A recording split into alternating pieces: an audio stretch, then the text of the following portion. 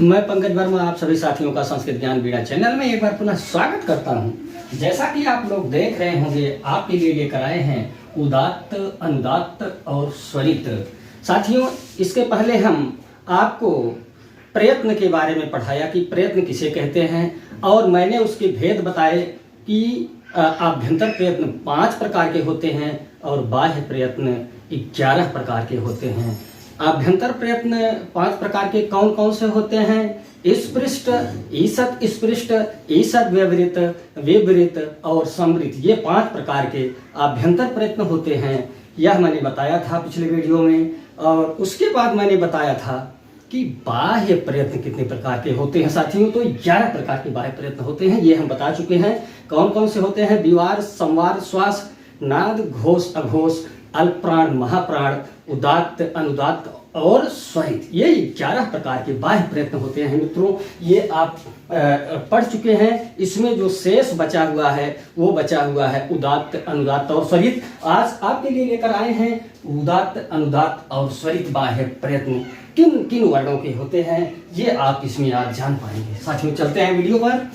उदात्त सर्वप्रथम क्या है? उदात्त आप जानेंगे, उच्चैरुदात्तः, मुख के भीतर जो कंठ, तालु आदि उच्चारण स्थान हैं, उनमें से ऊर्ध्वभाग से बोले जाने वाले स्वर की उदात्त संज्ञा होती है मित्रों। और फिर अनुदात्त किसे कहते हैं? नीचैर अनुदात्तः। अनुदात्त किसे कहते हैं? नीचैर अनुदात्तः। मुख के भीतर कंठ, तालु आदि उच्चारण स्थान के अधोभाग से, नीचे वाले भाग से उच्चरित स्वर की अनुदात्त संज्ञा होती है। फिर आप देखेंगे स्वरित किसे कहते हैं। स्वरित मित्रों, समाहारः स्वरितः। मुख के भीतर जब उदात्त और अनुदात्त दोनों का समाहार होता है, उस स्वर की स्वरित संज्ञा होती है। यहाँ पर मैंने नोट लिख रखा है, नोट नंबर 1।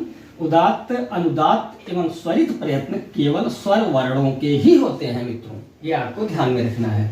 नोट नंबर 2, वैदिक ग्रंथों में पहला जो है मैंने लिख रखा है, वैदिक ग्रंथों में क्या क्या चीज कैसे होता है।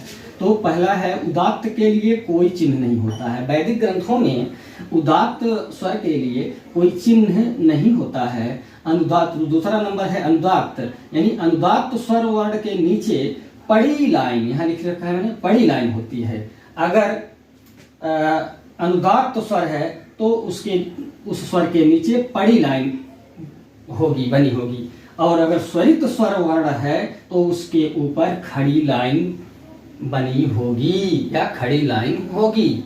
मित्रों, एक चीज और ध्यान देने योग्य बात है कि ये जो नियम है, ये वाला जो नियम है, ये ऋग्वेद, यजुर्वेद और अथर्ववेद पर ही लागू होता है, जबकि सामवेद में इससे अलग नियम है। उसमें संख्याओं से अंकन किया जाता है।